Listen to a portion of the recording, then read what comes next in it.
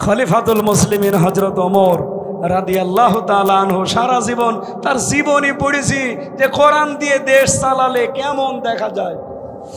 হযরতে আবু বকর সিদ্দিক রাদিয়াল্লাহু তাআলা আনহু তিনি তার সন্তানকে ডাক দিয়ে বলেছিলেন, বাবা ৩-৪ দিন তুমি আমাকে বলতেছো যে বাবা আমি পায়েস খেতে চাই, আমি পায়েস পাবো কোথায়? মায়ের কাছে বলো। ওনার মা ডাক দিয়ে বলছে, আব্দুল্লাহ পায়েসের টাকা আমাদের কাছে নেই, দেখি তোমার বাবারে বলি, উনি তো দেশের দায়িত্বে আছে, প্রধানমন্ত্রী খলিফাতুল মুসলিমিন। বললেন, স্বামী আমার সন্তান পায়েস খেতে চেয়েছে, আপনি দয়া করে একটু বাইতুল মালে যিনি অর্থমন্ত্রীর দায়িত্বে আছে খাজানসি তাকে বলবেন যে আগামী মাসের বেতন যেন অ্যাডভান্স দিয়ে দেয়, আগামী মাসে টাকা দেওয়া লাগবে না। উনি বললেন যে ঠিক আছে আমি দেখি। অর্থমন্ত্রীকে যে জানালেন যে আগামী মাসের বেতনটা একটু দিয়ে দেন, আগামী মাসে আমি টাকা নেব না। অর্থমন্ত্রী ওই রকম ডাক দিয়ে বলে, খলিফা আগামী মাস আপনি বেঁচে থাকবেন সে গ্যারান্টি আপনারে কোন ফেরেশতা দিয়েছে? আপনি এটা একটু লিখে দেন তো যে আগামী 1 মাস আপনি বেঁচে থাকবেন। 2 নম্বরে আগামী 1 মাস সরকারে আপনাকে জনগণের চেয়ারে বসিয়ে রাখবে সে গ্যারান্টি আছে? আপনাকে আমি অ্যাডভান্স বেতন দেবো কোন কারণে? উনি বললেন ঠিক আছে বেতন দরকার নেই। বাড়িতে এসে শোনালেন যে এই বলেছে।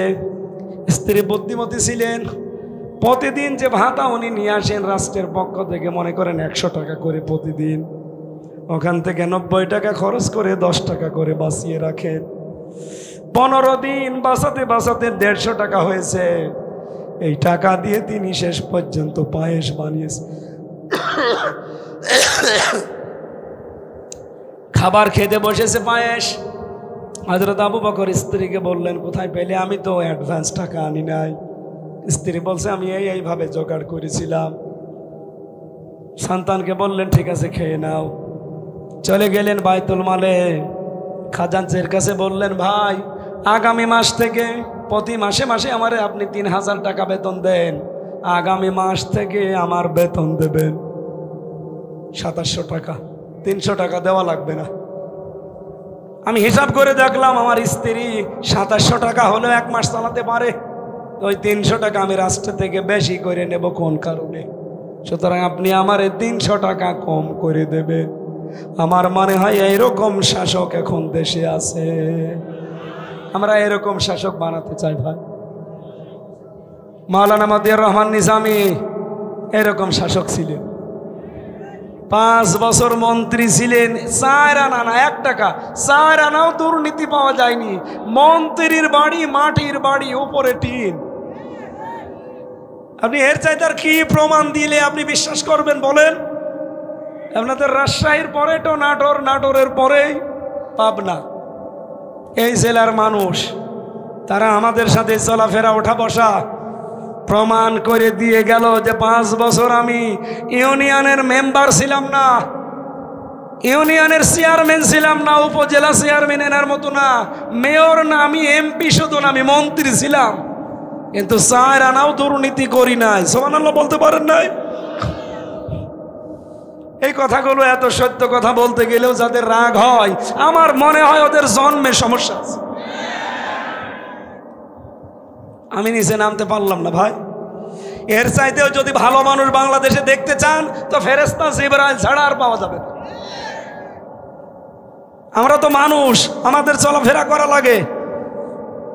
সাতক্ষীরার চেয়ারম্যান পেয়েছিলাম একজন ইউনিয়নের, উনি MA পাস, সকাল 10টা থেকে 4টা পর্যন্ত ইউনিয়নের দায়িত্ব পালন করে, বিকাল 4টা থেকে রাত 8টা পর্যন্ত তরকারি বিক্রি করে। বাংলাদেশ জামাত ইসলামী এরকম মানুষগুলো উপহার দিয়েছে, এখনো সামনে দিচ্ছে। ভাই এবার আর ভুল করা যাবে না, একটু পরীক্ষা করার জন্য হলেও চেষ্টা করেন। আমরা জাকাতকে অর্থনীতিভাবে ইসলামী কায়দায় সংসদে জাকাত ভিত্তিক অর্থনীতি কায়েম করতে চাই। ওয়া আমানতুম বিরুসুলি, আল্লাহ পাক বলেন মুসা নবীর এই নাকিবদেরকে বলেছিলাম এলাকায় যে আমার রাসূলদের উপর ঈমান আনবা। আমার প্রশ্ন হচ্ছে এখানে রাসূল না দিয়ে রসুলি বহুবচন দিলেন কেন? ওই সময় তো রসুল খুব বেশি ছিল না, মাত্র 2 জন, মুসা আর হারুন আলাইহিস সালাতু ওয়াস সালাম। কিন্তু আল্লাহ রসুলই দিলেন কেন? দিয়েছেন এই জন্যে কিয়ামত পর্যন্ত রসুল আসবে না, কিন্তু রসুলের নায়েব আসবে।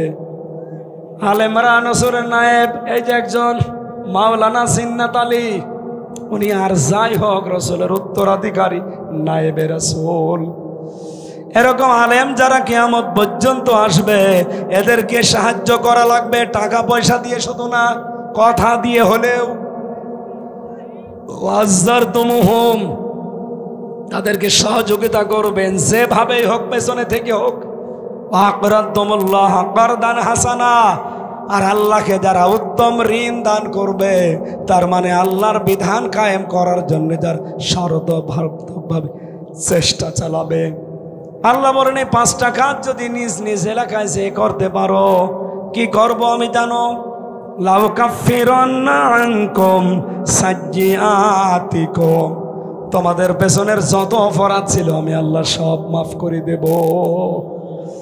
ওয়ালা উদখিলান্নাকুম জান্নাত, আল্লাহ পাক বলেন আমি এমন একটা জান্নাতে তোমাদেরকে প্রবেশ করাবো, তাজরি মিন তাহতিহাল আনহার, যার তলদেশে নদী আর নহর প্রবাহমান। ফামান কাফারা বাদা যালিকা মিনকুম, আমারে বক্তব্য শোনার পরেও যদি কেউ ওভারটার্ন করে, মন উল্টা করে, এবার টান করে পেছন ফিরে চলে যায়, ফাকাদ দাল্লা সাওয়া সাবিল, ওই স্পষ্ট বিভ্রান্তির ভেতরে চলে গেল। এই ঘোষণাকার আমি তো শুধু অ্যাডভার্টাইজ করলাম আপনাদের সামনে। আপনি আরো বিস্তারিত দেখতে চাইলে সূরা মায়দার 12 নম্বর আয়াতটা বাড়ি যায় ইবনে কাসির ফি জিলালিল কোরআন তাফসীর আকারে একটু মিলিয়ে দেখেন, আপনার জীবনও পরিবর্তন হতে বাধ্য ইনশাআল্লাহ। আল্লাহ রাব্বুল আলামিন বলেন, বনি ইসরাইলে মুসা আলাইহিস সালামের 12টা গোত্র ছিল, 12টা নকিব, দলপতি, সর্দার, নেতা যাই বলেন। তাদেরকে আমি নিয়ে হযরতে মুসাকে ডাক দিয়ে বললাম, আসেন। তোর পাহাড়ে তিনি গেলেন। তোর পাহাড়ে যাবার পরে তিনি বললেন, রব্বুল আলামিন আমি আপনাকে দেখতে চাই। আল্লাহ সাপ জানিয়ে দিয়েছেন, লান তারানি, আমাকে দেখা যাবে না। আমার সাথে দেখা তোমাদের এই চর্ম চোখে সম্ভব না, কারণ আমার যে পাওয়ার, আমার নূরের যে ঝলকানি, এটা দেখতে হলে দুনিয়ার চোখ দিয়ে হয় না, অন্য চোখ লাগবে। সেই পাওয়ার তোমাদের চোখে নেই। লা তোদেরি কোহল আবসর অহওয়ায়দেরি কোল আবসর অহওয়াল লাতীফুল খবীর। মুসা নবীর মতো এত বড় পাওয়ারফুল নবী, যিনি কথা বলতেন সরাসরি আল্লাহর সাথে, যাকে কালিমুল্লাহ বলা হয়, তাকে আল্লাহ সাপ জানিয়ে দিলেন, লান তারানি। মজারের আগে লান আসলে অর্থ হয় কখনোই হবে না। আল্লাহ বলেন আমার সাথে দেখা করা দুনিয়ায় সম্ভব না, অথচ বহু ভণ্ড বীরের রাজশাহী বিভাগে দেখতে পাবেন, তারা বলে আল্লাহর সাথে আমার দেখা হয়, কথা হয়। মুসা নবীর মতো এত বড় পাওয়ারফুল নবী যদি আল্লাহ বলেন না দেখা সম্ভব না, আপনি কোন ভণ্ডর ভণ্ড? আল্লাহ ওই সময় ঘোষণা দিয়েছিলেন, মুসা 12 জন দলপতি নিয়ে এসেছো, নকিব, সর্দার, দেখা তো হবে না। যদি জোর করো আমি কিন্তু দেখা দেব, কিন্তু টিকতে পারবা না। তারপরেও তিনি দেখতে চেয়েছিলেন এই দলবল নিয়ে। আল্লাহ পাক তার কুদরতি আঙ্গুলের শুধুমাত্র এই নখ যেটা আছে এর কর্ণটুকু দেখিয়েছেন। তোর পাহাড় পুড়ে তামা হয়ে গেছে, যতগুলো মানুষ ছিল সব অজ্ঞান হয়ে গেছে। একাধারে 40 দিন অজ্ঞান হয়েছিল। মুসা নবী 40 দিন পরে হুঁশ ফিরে বলে, রব্বুল আলামিন এ তো আর এক ভেজালে পড়লাম।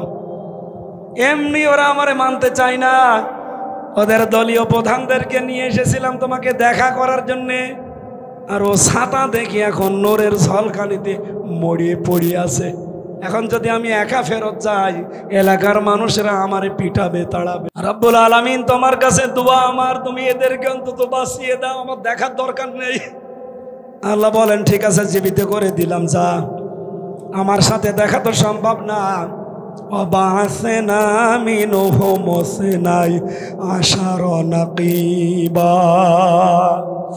আমি যে 12 জন নকিব পাঠিয়েছিলাম, তাদেরকে এক বাক্যে ঘোষণা দিলাম, ওয়ালাকাদ আখাযাল্লাহু মিসাক বানি ইসরাইল।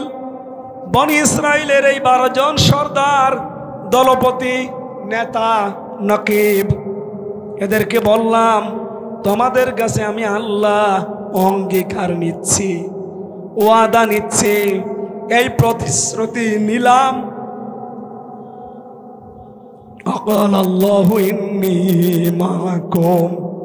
অবশ্যই আমি আল্লাহ তোমাদের সাথে সঙ্গে আছি। বলেন সুবহানাল্লাহ। আমি আল্লাহ তোমাদের সঙ্গে আছি, সাথে আছি। তোমাদের কাছে দেখা আমার হবে না, কিন্তু সঙ্গে থাকবো, আমার রহমত তোমাদের সাথে থাকবে। যদি দুনিয়াতে যেয়ে নিজ নিজ এলাকায় যেয়ে 5টা কাজ করতে পারো, এই 5টা কাজের আঞ্জাম যদি দিতে পারো নিজেদের এলাকায়, তোমরা তো এক একটা গোত্রের অধিপতি, দলপতি, নেতা, এমপি, মন্ত্রী যাই বলেন, এক এক এলাকার জন্য, এক এক জেলার জন্য এক একজন এসেছো, 12টা দলের 12 জন এসেছে। যাও নিজ নিজ এলাকায় এই 5টা কাজ যদি করতে পারো, আমি আল্লাহ ঘোষণা দিলাম তোমাদের সঙ্গে আমি আল্লাহ আছি। কয়টা? আরো জোরে আর একবার বলেন। এবার বাংলাদেশে 73টা দল আছে, যেই দলের কর্মসূচির ভেতরে এই 5টা কাজ আছে, কোরআন হাতে দিয়ে বলছি তাদের সাথে আল্লাহ আছে। কথা বলেন, কথা বলেন। 1 নম্বরে লাইন আকামতুমুস সালাতা ওয়া আতাইতুমুজ যাকাতা। আমি আল্লাহ 1 নম্বরে ঘোষণা দিলাম, নিজ নিজ এলাকায় যে তোমরা নামাজ কায়েম করবা। কি করবা বলেন তো? নামাজ কায়েম কি একা একা হয়? আরো জোরে বলেন। আল্লাহ এই জন্য 12 জন নকিব দলপতিকে বললেন, নিজ নিজ জেলায়, নিজ নিজ এলাকায় গিয়ে আগে নামাজ কায়েম করো। আপনি এবার নিরপেক্ষ দৃষ্টি দিয়ে, নিরপেক্ষ মন দিয়ে বলেন, বাংলাদেশে যত দলই আছে, কাদের কর্মসূচিতে নামাজ কায়েমের আন্দোলন আছে? যাদের কর্মসূচিতে এটা প্রথমে যে আমরা রাষ্ট্র ক্ষমতায় গেলে নামাজ কায়েম করব, প্রথমে চোখ কান বন্ধ করে তাদের সাথে থাকা লাগবে। কারণ তাদের সাথে আছে কে? আমি যদি বানিয়ে বলি কোন হুজুর নিয়ে আসবেন, নিয়ে আসেন। আমি একটু আগে পড়ে আসলাম তাফসীরটা, লাইন আকামতুমুস সালাত, নামাজ কায়েম করবা। আল্লাহ বলেন যে নামাজ পড়বা না। পড়া কোরআন শরীফে নামাজ পড়ার কথা আছে মাত্র 1 জায়গায়, ফাসাল্লি লিরাব্বিকা, যে তোমার রবের জন্য নামাজ পড়ো। আর নামাজ কায়েম করার কথা আছে 82 জায়গায়। এজন্য নামাজ কায়েম যারা করে, নির্দ্বিধায় বলতে পারি আল্লাহ তাদের সাথে, তাদের সঙ্গে আল্লাহর রহমত। বলেন বলেন, আরো জোরে বলেন। যেই দলের কর্মসূচিতে নামাজ নেই, নামাজের কর্মসূচি নেই, নামাজ কায়েমের কোনো কথা নেই, কোন মুসলমান কি আল্লাহকেও সঙ্গে রাখতে চায় আর এরকম কোন দল সে করতে পারে? আপনি রাজনীতির গন্ধ না খুঁজে নিজের দলের সাথে মিলান তো। আমি এমন একটা দল করি, যেই দলের প্রথম কর্মসূচি হচ্ছে নামাজ কায়েম করা লাগবে। কারণ কি? এ বিধানটা সামনে নিয়ে আসার, আউয়ালু মা ইউহাসাবু বিহিল আবদু ইয়াউমাল কিয়ামাতিস সালাহ। আর রাজশাহীবাসী যাই করেন না কেন, কিয়ামতের দিন সর্বপ্রথম কিন্তু নামাজের হিসাব দেওয়া লাগবে। আপনার জীবনে নামাজ আছে কিনা, নামাজ কায়েমের কোনো কর্মসূচি ছিল কিনা, এমনকি নিজে যতদিন পর্যন্ত নামাজ রাষ্ট্রীয়ভাবে কায়েম না হয়, ততদিন আপনার দায়িত্ব হচ্ছে পরিবারস্থ লোক, নিজের অধীনস্থ লোক, এগুলোকে নামাজের উপরে সঠিকভাবে নিয়ে আসা। ওয়ামর আহলাকা বিসসালাতি ওয়াসতাবির আলাইহা। হে নবী, আপনাকে আদেশ করছি আপনি নিজে নামাজের উপরে কায়েম থাকেন, আর পরিবারস্থ লোক যারা আছে তাদেরকেও আপনি নামাজে কায়েম রাখেন। সম্মানিত মা বোন যারা এসেছেন তাদেরকে একটা মাসলা বলি এখান থেকে। অনেক মেয়েরা এসেছেন, একটা মেয়ে লোক বালেগা হয়, নামাজ ফরজ হয় কখন? তার উপরে যখন থেকে তার শরীর খারাপ হয়।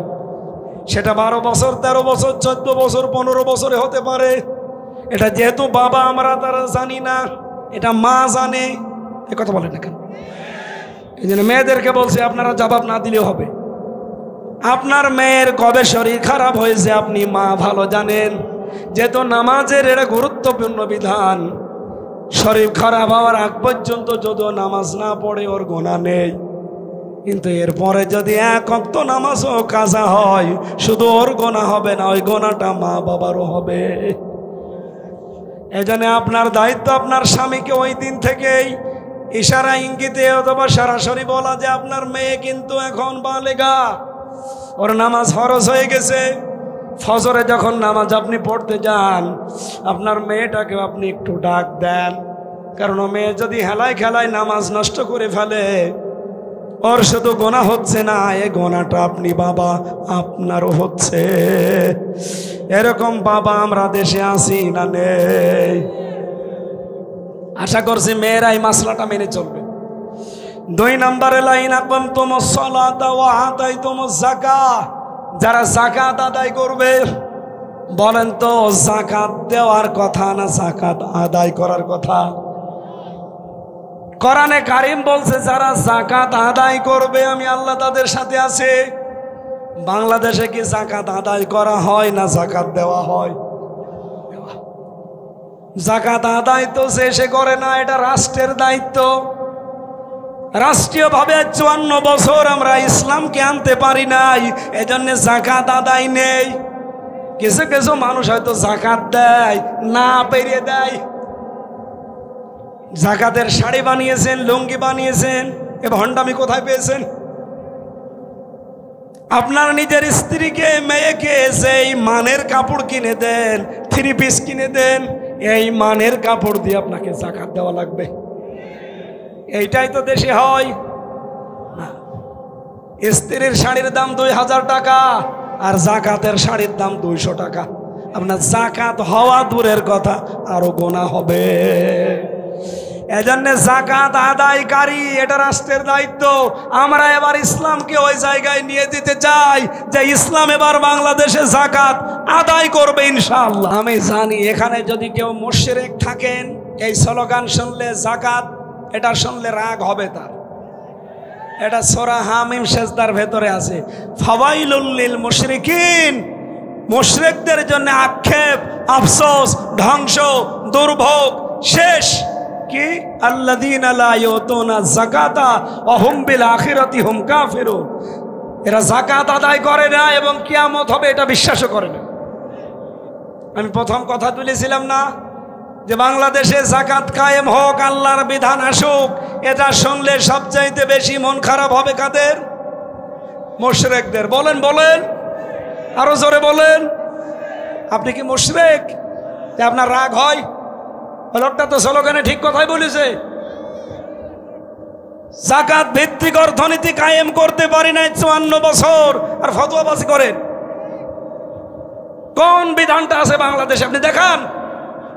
চিল্লাতে চিল্লাতে গলা ভেঙে যাচ্ছে, এই একটা কথা বোঝাতে পারি না, খালি উল্টা দিকে নিয়ে যায়। হ্যাঁ, উনি আসলে রাজনীতি করে। শয়তান রাজনীতি না করলে এ যাকাত কিয়ামত পর্যন্ত সংসদে যাবে? মাথা সাফ করা লাগবে। যাকাত এবার সংসদে নিয়ে যাবো ইনশাআল্লাহ। এর পক্ষে আছেন কারা দেখে? লিল্লাহি তাকবীর। দেখেন তো, হাত তোলেনি কে? দেখেন। আমার মনে হয় এর চাইতে সহজ সরল ভাষায় ব্যাখ্যা দেওয়ার কায়দা আমার আর নেই। এখন যদি একটু নাম ধরে বলবেন হুজুর মনে হয় ওই দলের। আরে ভাই, নাম না ধরলে ছাতা তো বোঝেনও না। এই দেশে ৭৩টা দল, আমরা দেখতে পাচ্ছি শুধু একটা দলের লোক চিল্লাচ্ছে যে আমরা জাকাত ভিত্তিক অর্থনীতি চাই। তারা জান প্রাণ দিয়ে চেষ্টা করছে। ইসলামী ব্যাংক, আপনি অন্যান্য দেশে যেয়ে দেখেন, বলে সুদ ছাড়া ব্যাংক চলে না। এই তহরুলকে জিজ্ঞাসা করেন, সৌদি আরবে আল রাজি ব্যাংক নেই, সুদ ছাড়া চলছে না। বাংলাদেশেও চলবে, শুধু রাষ্ট্রীয়ভাবে ইসলামটা জায়গা মতো এবার পৌঁছিয়ে দেন।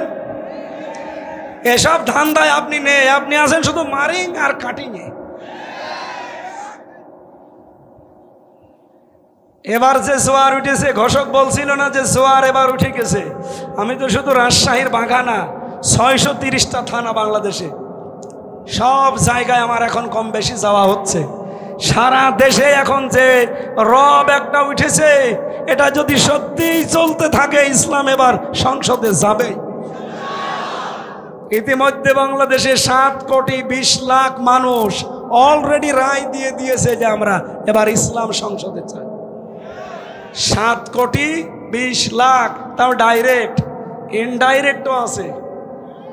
কারণ এই ডাকসু আর জাকসুর পরে অনেকে দলে দলে পালে পালে আসতেছে।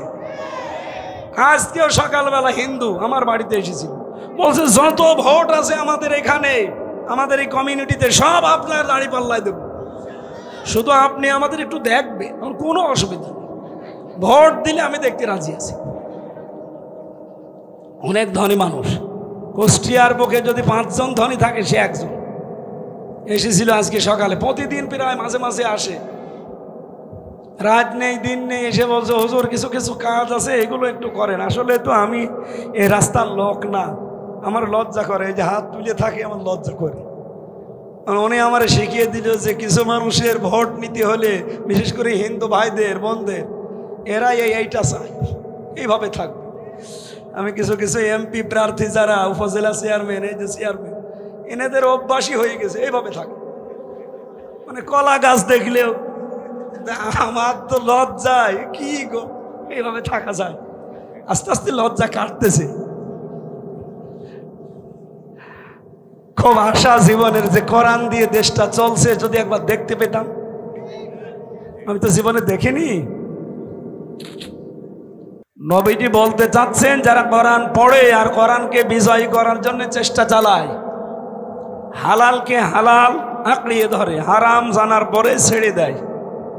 আল্লাহর নবী শেষের কথা বললেন কি, আদখালাহুল্লাহুল জান্নাহ, আল্লাহ নিজে এখানে ফাইল কর্তা, উনি নিজে দায়িত্ব নিয়ে তাকে জান্নাতে পৌঁছিয়ে দিয়েছে না দেবে?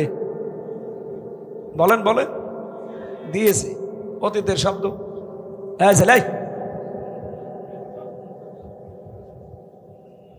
ওঠা যাবে না ভাই, 1 ঘন্টা সময় দেওয়া যাবে না? এমনি আমার কণ্ঠ বসে যাচ্ছে, আপনারা ডিস্টার্ব করলে আর কথাই বের হবে না।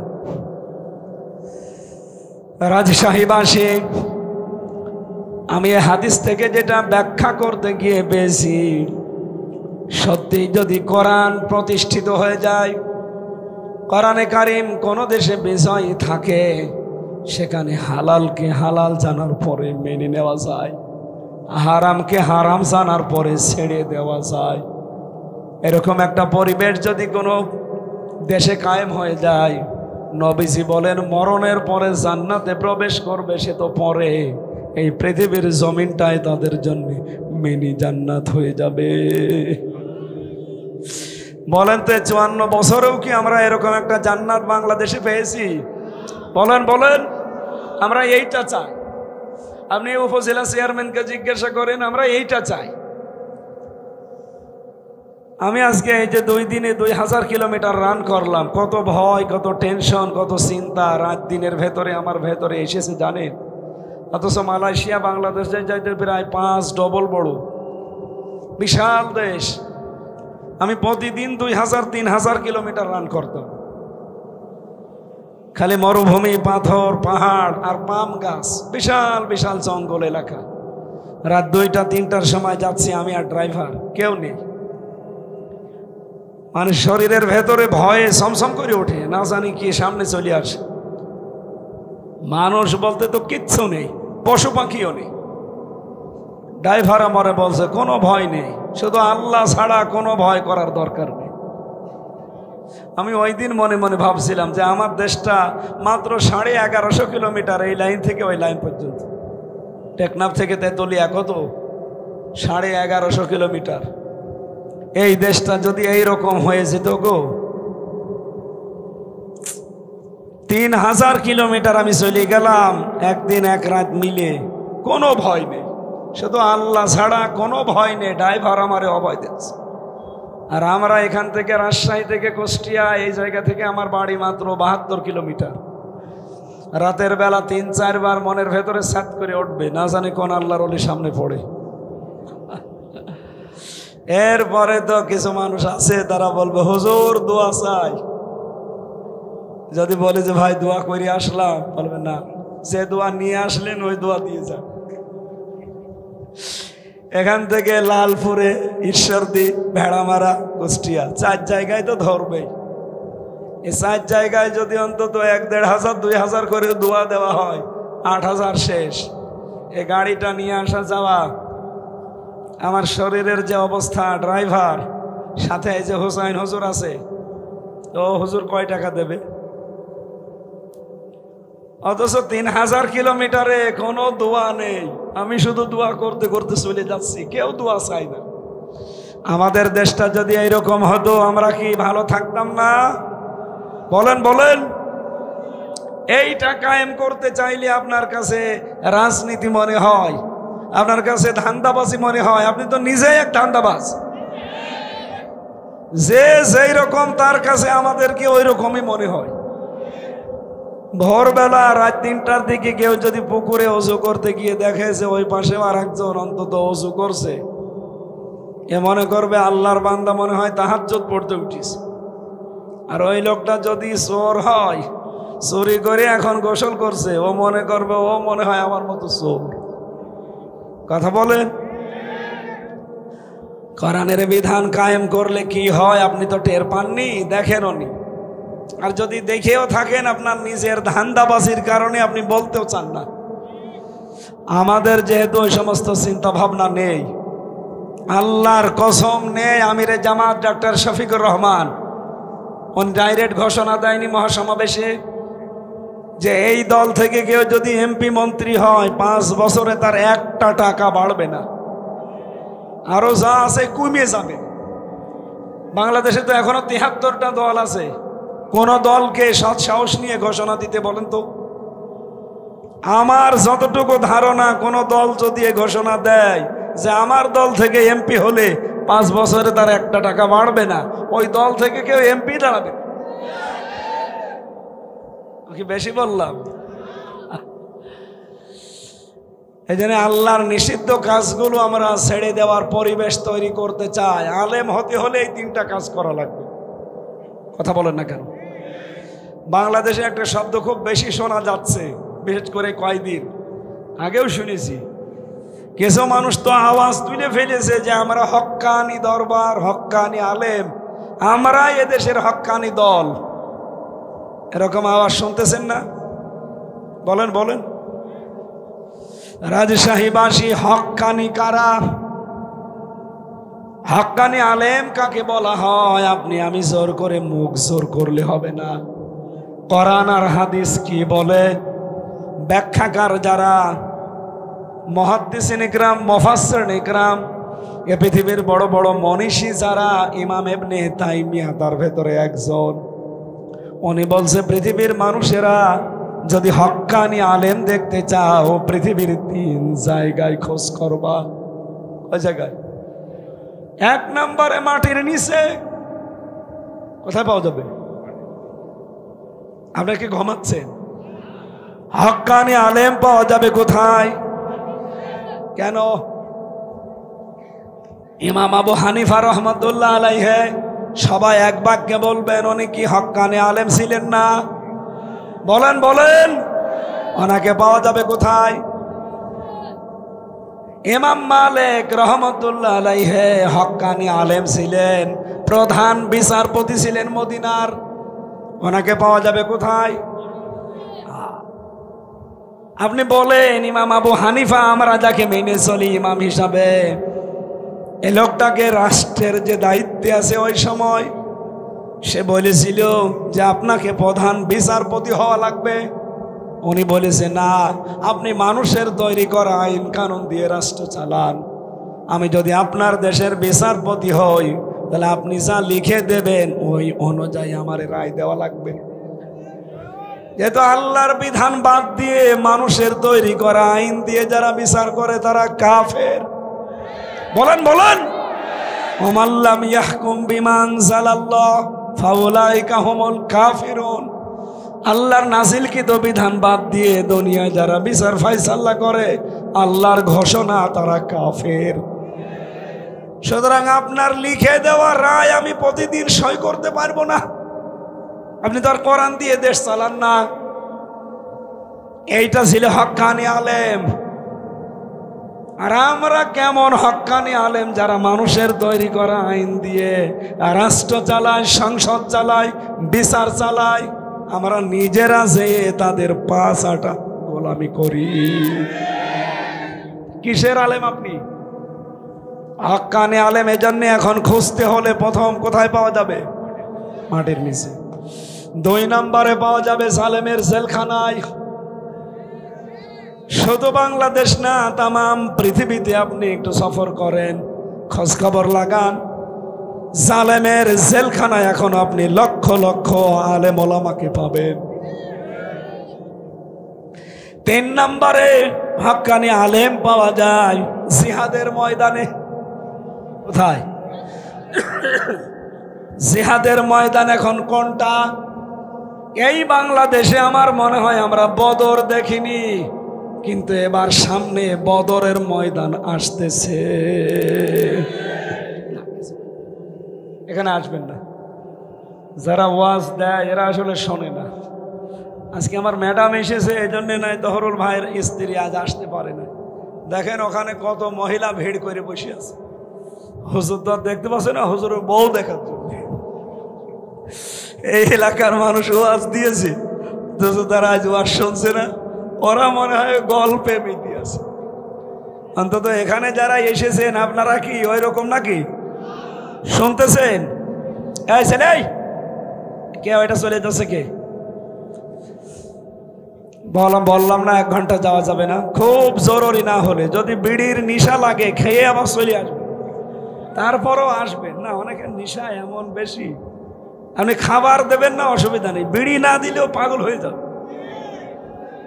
আমি জেলে থাকাকালীন দেখেছিলাম একটা লোক, ছেলে যুবক, 22-23 বছর, এই শয়তান জেলের ভেতরে যে গাছার গাছ লাগিয়েছে। জেলার একদিন দেখি ধরে পিটাচ্ছে, পুলিশ তোরে ধরে দিয়েছে জেলখানায়, তুই গাছা খাস এই কারণে, আর তুই ভেতরে এসে গাছার গাছ লাগালি, পেলি কোথায়? ও বলছে স্যার, ওই যে আমি আদালতে গিয়েছিলাম হাজিরা দিতে, আমারও তো কিছু হিতাকাঙ্ক্ষী আছে, আসার সময় ওরা কিছু পুটলা দেয় এইভাবে, ওই যে পিছন ভ্যালের ছোট ছোট ফাঁকা থাকে, কয়েকটা এভাবে ছড়িয়ে মেরেছে, আমি একটা ধরে ফেলেছি, ওর ভেতরে গাছার বীজ ছিল। ওইটা নিয়ে এসে এখন তো আপনারা জেলে ঢোকানোর সময় ম্যাশিংয়ের ভেতরে দিয়ে তারপরে ঢোকাবেন, সব তো ধরা পড়ে যাবে। এই জন্য মুখের ভেতরে দিয়ে জহব্বার নিচে এমন কায়দায় রেখেছি যে ম্যাশিংয়ে ধরা পড়ে। ভেতরে এসে বোতলের মুখ কেটে ফেলে দিয়ে ওখানে মাটি দিয়ে ওর ভেতরে এই গাছ লাগিয়েছে আজ 2 মাস আগে। দেখেন কত বড় বড় হয়েছে। জেলার তো হিন্দু দেবদুলাল বলছো হুজুর, আমি তখন ওর নিচতলায় ছিল, আমারে বলছো হুজুর এই লোকটারে জেলে দিয়েছে সরকার, ও গাঁজা খায় এই কারণে, আমি এত পাহারা দিয়ে রাখি, আর এর ভেতরে এসে গাঁজার গাছ লাগিয়েছে, ওরে তো স্বর্গে দেওয়া দরকার। জান্নাত বলে না, হিন্দু মানুষ স্বর্গ বলছে। এই জন্য নেশা যাদের আছে আশা করছি 1 ঘন্টা চেপে রাখতে পারলে পারবেন, না হলে খেয়ে আবার চলে আসবেন। আসবেন তো? কিছু মানুষ বলছে ঠিক আছে, মানে এলাকায় সব চলে। আমার ভাইরা, আমি যে কথা তুলেছিলাম, বদরের ময়দান 1500 বছর আগে বিদায় নিয়েছে, আমরা দেখিনি। অথচ 2026 সালে যে নির্বাচন আসতেছে, আমার মনে হয় সামনে বদরের ময়দানের মতো। এই কথা বলেন না কেন? বদরের ময়দানে বাবা ছেলের বিরুদ্ধে অস্ত্র নিয়ে দাঁড়িয়েছে, স্ত্রী স্বামীর বিরুদ্ধে দাঁড়িয়েছে। নবীজি নিজে পর্যন্ত আশঙ্কা করছিলেন যে সাহাবীরা যাদের বিরুদ্ধে দাঁড়াবে অধিকাংশগুলোই তাদের আপনজন, এরা যাবে তো। হযরতে আবু বকর বলেন, জিহাদের ময়দানে এখান থেকে শেষ করে যখন বাড়ি গেলাম, সে আমার সন্তান আব্দুল্লাহ আমারে বলছে, বাবা 3 বার আপনাকে আমি দেখেছি যুদ্ধের ময়দানে, তো বাবা এই জন্য আমি কিছু বলিনি, অন্য কেউ হলে আমি কেটে ফেলতাম। হযরত আবু বকর খাবার খাচ্ছিলেন, থালার সামনে ফেলে দিলেন, ডাক দিয়ে বলে, সন্তান যুদ্ধের ময়দানে 3 বার আমাকে দেখার পরও কিছু বলো নাই। আমি আল্লাহর কসম করে বলছি, একবার যদি তোমারে দেখতে পেতাম, এক কোপে তোমারে আমি আলাদা করে ফেলতাম। আমার মনে হচ্ছে সামনে বদরের ময়দান এবার আসতেছে। এই কথা বলেন না কেন? দেখবেন অনেক সন্তান এবার বাবার বিরুদ্ধে দাঁড়াবে। কারণ এই দেশে এখন 2টা দল, একটা ইসলামী, একটা শয়তানি, এর বাইরে আর কিছু নেই। আপনি যত চাই বলেন, যারা আল্লাহর আইন প্রতিষ্ঠা করতে চায় তারা আল্লাহর দল, যারা মানুষের আইন প্রতিষ্ঠা করতে চায় তারা শয়তানের দল। এখানে আবার ব্যাখ্যা দেওয়া লাগবে কোন কারণে? এজন্য এবার দেখবেন অনেক সন্তান বাবার বিরুদ্ধে দাঁড়িয়ে গেছে, অনেক স্ত্রী স্বামীর বিরুদ্ধে দাঁড়াবে। এজন্য হক্কানি আলেম যদি কেউ খুঁজতে চান, জিহাদের ময়দানে খোঁজ করলে পাবেন, যারা আল্লাহর দ্বীন কায়েমের জন্য সর্বাত্মকভাবে প্রচেষ্টা চালায়। আমাদের মিছিল, মিটিং, ভোট, ভাট যা হবে সব দ্বীন কায়েমের জন্য। কথা বলেন, কথা বলেন। দ্বীন কায়েম করো, এ কথা বললে রাগ হয় শুধুমাত্র যারা শিরিক করে, যারা মুশরিক তাদের। এটা তো আমি বানালাম নাকি? সূরা শুরার 13 নম্বর আয়াতের শেষের আগের অংশে আছে, কাবুর আলাল মুশরিকিনা মা তাদউহুম ইলাই।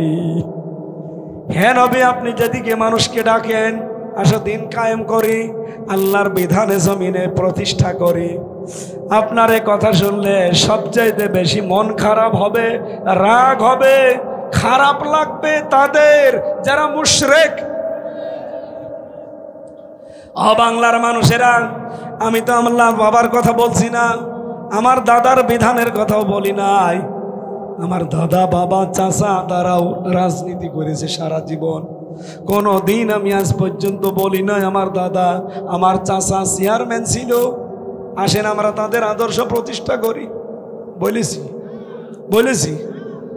আমার আজকের বিষয় ওইরকম না, আজকেরটাও ঠিক কোরআন থেকে আমি সাজিয়েছি যে মহান আল্লাহ এই বাংলাদেশে কাদের সাথে আছেন, কাদের সঙ্গে আছেন, এ কথা কোরআন বলবে আজকে ইনশাআল্লাহ। কোরআন যা বলবে এটা আপনি মানবেন তো? আমি তো আর বানিয়ে বললে উনি ধরবে না। তেলাওয়াতকৃত আয়াত থেকে তাফসীর আকারে কথা বলবো। আলোচনার বিষয় হচ্ছে আল্লাহ আছে কাদের সাথে। যদি আপনি দেখেন যে হ্যাঁ আপনার সাথে আছে, আপনি সাকসেস। যদি দেখেন যে না, আমার যা কর্মকাণ্ড, আমার যা অ্যাক্টিভিটিস, এর সাথে আমার আল্লাহ নেই, এই মুহূর্তে আপনাকে পাল্টাতে হবে। আমার কথা শোনার দরকার নেই, আপনি শুধু আয়াতের তাফসীর বাড়ি যেয়ে দেখে নেবেন। এবার আসেন, আমরা যেহেতু হক্কানি দল মনে করি কাদেরকে, যারা বড় বড় জোব্বা গায়ে দিয়ে, পাগড়ি মাথায় দিয়ে, হাতে তসবিহ নিয়ে দুনিয়ার কোনো খেয়াল করে না। তারা নিজেরাই দাবি করে আমরা হক্কানি দল, হক্কানি পীর, হক্কানি দরবার। বলে কিনা বলেন? আরো জোরে বলেন। সূরা আরাফের 81 নম্বর আয়াত আমি বানালাম না, 1500 বছর আগে আল্লাহ ঘোষণা দিয়েছেন। হক্কানি দল কারা? অমিম্মান খালাকনা উম্মাতুন ইয়াহদুনা বিল হক ওয়া বিহি ইয়াদিলুন। আল্লাহ বলেন মিম্মান খালাকনা, আমি নিজে বানিয়েছি। এখানে কর্তাকে আর জোরে, আমি আল্লাহ নিজে বানিয়েছি উম্মাতুন, যত দল এই পৃথিবীতে, যত উম্মত বানিয়েছি, যত মানুষ বানিয়েছি, এদের ভেতরে যারা দলে আছে, আমি আল্লাহর নিকটে ওই দল হক, ইয়াহদুনা বিল হক, যারা মানুষকে সত্য পথ দেখায়। বাংলাদেশে কত দল কত দিকে ডাকতেছে, যারা আল্লাহর বিধান কায়েম করার জন্য ডাকে, তারা সত্য পথে ডাকে। 2 নম্বরে অবিহি ইয়াদিলুন, তারা যেদিকে ডাকে এই ডাকের ওপরেই তারা ন্যায় বিচার কায়েম করতে চায়। আমার মনে হয় যাদের বিবেক হালকা পাতলা কাজ করে, এই আয়াত শোনার পরে ব্যাখ্যা দেওয়ার আগেই তারা বুঝে ফেলেছে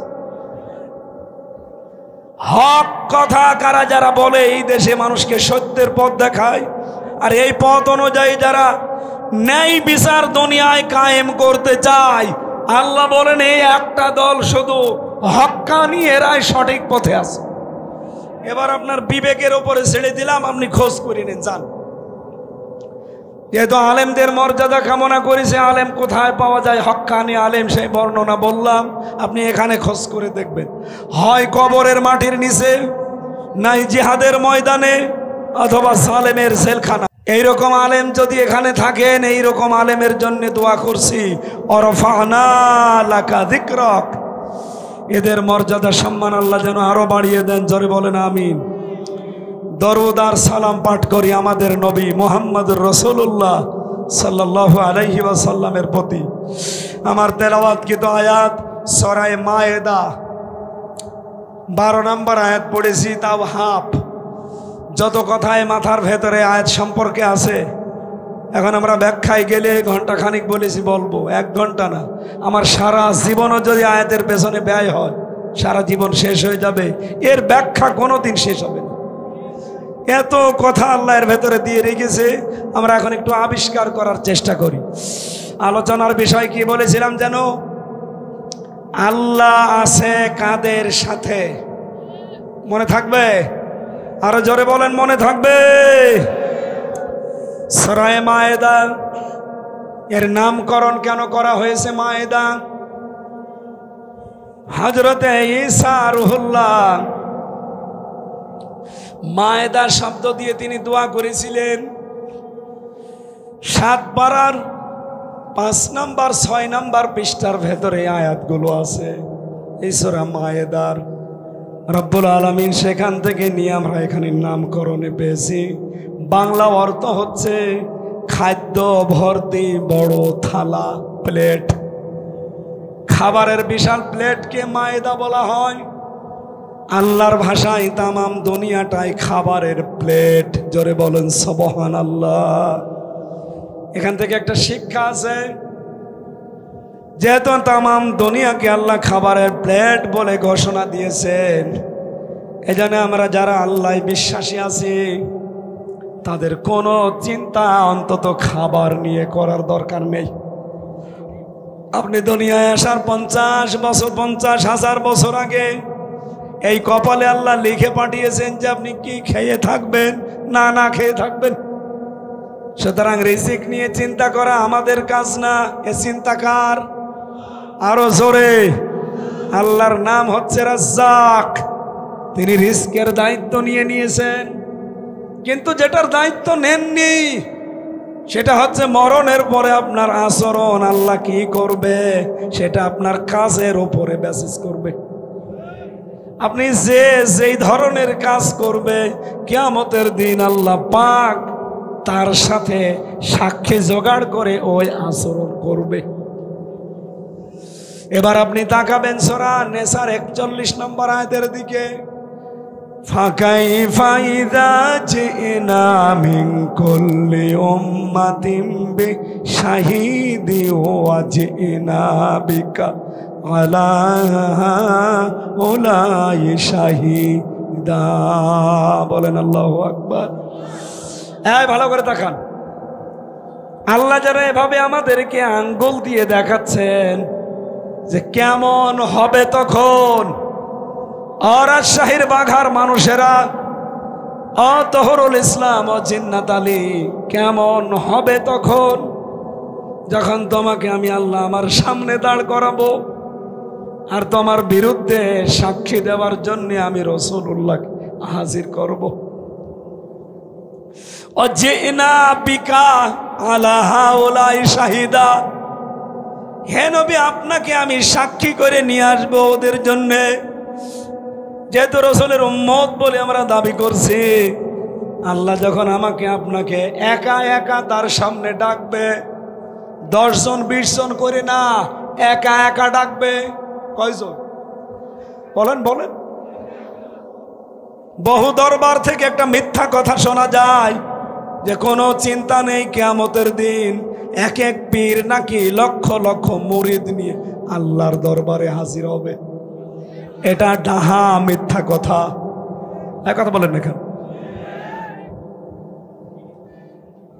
সূরা মরিয়মের ভেতরে পাবেন 95 নম্বর আয়াত, 16 নম্বর পারা, 10 নম্বর পৃষ্ঠা, 15 নম্বর লাইনে আছে,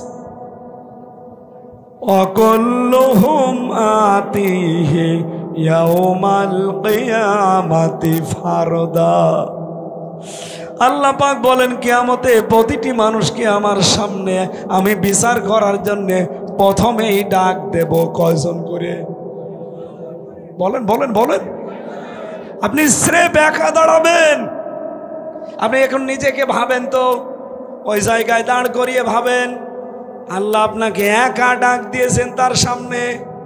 সাক্ষী হিসাবে আপনার মাকে, বাবাকে, খালুকে না, সাক্ষী হিসাবে আল্লাহ নিয়ে আসবে রাসূলুল্লাহকে। এই জন্য আল্লাহ দিয়েছেন ফাকাইফা, কেমন হবে তখন? ইযা জিনা মিন কুল্লি উম্মাতিন, প্রতিটি দলকে যখন আমার সামনে উম্মতকে আমি নিয়ে আসব একজন করে সাক্ষী দেওয়ার জন্যে, এই সাক্ষী হবে রাসূলুল্লাহ। ও হামজা, কি হবে তোর জীবনে বল? তোর এই 33 বছর 35 বছর যাই হোক, এখন যদি মারা যাস, রাসূলুল্লাহ তোর সাক্ষী আল্লাহর সামনে। আমার তো আয়াতটা পড়ার পরে যেমন যেন মনে হয় যে না, আমি ধরা খেয়ে গেছি। আল্লাহ পাকের আয়াতের পরের আয়াতে 42 নম্বর আয়াতে দেখেন, ইয়াউমাইযি ইয়াওয়াদ্দুল্লাযীনা কাফারু ওয়া আসাবুর রাসূলা লাউ তুসাওয়া বিহিমুল আরদু ওয়া লা ইয়াকতুমুনাল্লাহা হাদিসা। সেই দিন কিয়ামতে কাফেরেরা, যারা আল্লাহর রাসূলের অবাধ্য জীবন যাপন করেছে, এরা আল্লাহকে বলবে, আল্লাহ আমি যদি মাটি হয়ে যেতাম এখন।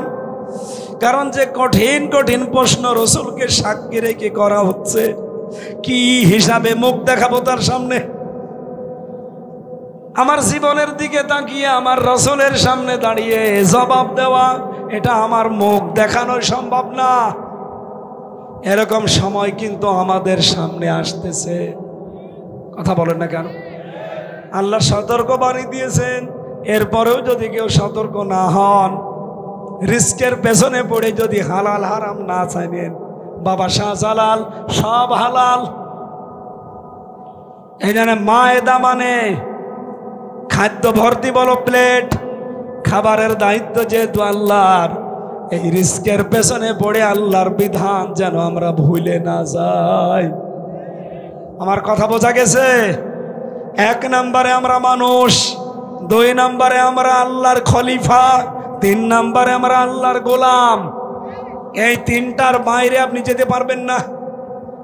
অন্যান্য জাতিতে যারা আছেন, বিভিন্ন ধর্ম মানেন, আপনাকে যদি জিজ্ঞাসা করা হয় আপনি কি, আপনি প্রথমেই পরিচয় দেবেন, আমি মানুষ। আমি কি? আরো জোরে বলেন। 2 নম্বরে আমরা যারা এখানে আছি, আমরা একবারেই পরিচয় দেব, আমরা শুধু মানুষ না, আমরা আল্লাহর খলিফা। আমরা কি? 3 নম্বরে আরো উপরে যারা আছে, এই মানুষগুলোকে জিজ্ঞাসা করলে তারা শুধু খলিফা না, মানুষ না, তারা বলবে আমরা আল্লাহর গোলাম। আমরা কি রাসূলুল্লাহর গোলাম? আমরা কি পীরের গোলাম? আমরা কি বাবার গোলাম? কোন দলের গোলাম? কার? আরো জোরে বলেন। এই কথাটাই প্রতিদিন 17 বার করে আপনার মুখ দিয়ে আল্লাহ বের করে নেয়। ইয়্যাকা না'বুদু, বল যে আল্লাহ আমি তোমার ইবাদত করি, আমি তোমার গোলাম, সার্ভেন্ট, ভিত্ত, দাস, যাই বলেন।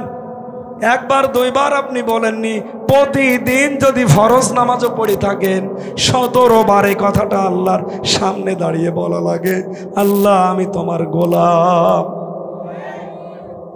ওয়াইয়াকা নাস্তাঈন, শুধু গোলাম এতটুকু পরিচয় না, দুনিয়ার কোনো বিষয়ে কারো কাছে সাহায্য চাই না। আমার সাহায্যকারী আমেরিকা না, আমার সাহায্যকারী ভারত না, আমার সাহায্যকারী চায়না না, সাহায্যকারী রাশিয়া না, আমার সাহায্যকারীকে। এই বিশ্বাস থেকে এখন দেখছি এই দেশে অনেকেই দূরে চলে যাচ্ছে। বিভিন্ন ভাবে তারা কেউ আমেরিকাকে প্রভু মনে করছে, কেউ ইন্ডিয়াকে প্রভু মনে করছে, কেউ রাশিয়া চীনকে প্রভু মনে করছে। এই কথা বলেন না কেন? আমার কথার ইঙ্গিত বোঝা গেছে? প্রতিদিন 17 বার করে কি বলেন আপনি? আল্লাহ আমি তোমার গোলাম, তোমার সাহায্য চাই।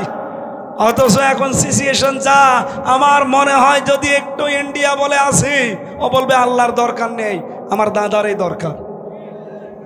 এই ঈমান নিয়ে আপনি জান্নাতে যাবেন, রাসূলুল্লাহর সামনে দাঁড়াবেন, লজ্জা করেন আপনার? সব ভুলে যান। ঈমানকে আরো পাকাপোক্ত করার জন্য, অ্যাক্টিভ করার জন্য আহ্বান জানাচ্ছি। দুনিয়ার বিভিন্ন হাতছানিতে অনেক মানুষ কিন্তু এলোমেলো হয়ে যাচ্ছে।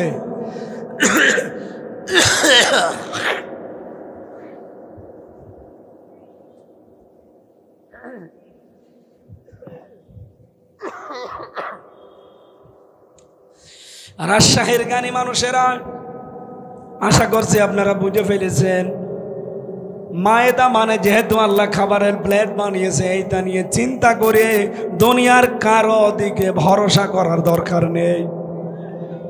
ইমাম খমিনি ইরানের, ওনাদের সাথে আমাদের কিন্তু পার্থক্য আছে। পার্থক্য কি? ওনাদের আকীদার সাথে কিছু আকীদার হয়তো পার্থক্য আছে, কিন্তু উনি যে কথা বলেছিলেন আমেরিকাকে একবার, আমেরিকা বলেছিল যে তোদের খাবার, রসদ যা পাঠায় এগুলো বন্ধ করে দেব। উনি হুঙ্কার দিয়ে বলেছিলেন, আমেরিকা আমাদেরকে ভয় দেখান, আমরা এমন জাতি, বছরে 1 মাস আমাদের না খেয়ে থাকা ফরজ, কোনো কাফেরের পরোয়া আমরা করি না। সেই জাতি মুসলিম আমরা না। খাবার নিয়ে চিন্তা করে কোন কারণে ঈমান বিক্রি করে দিচ্ছেন? আমি নাম নিলাম না। কত মানুষ তো এখন পা চাটতে যে পা ধরে বসে আছে, দাদা তুমি ছাড়া কেউ নেই। কিছু কিছু দলকে এই দেশ থেকে বিলীন করার জন্য কিছু মুনাফিক উঠে পড়ে লেগেছে। এরা দালাল, দালাল এবং দালাল। শহীদ জিয়ার নাম শুনলে মান থেকে মানুষ দোয়া করে, কিন্তু তার আদর্শের উপরে আজ এখন এই দলটা নেই।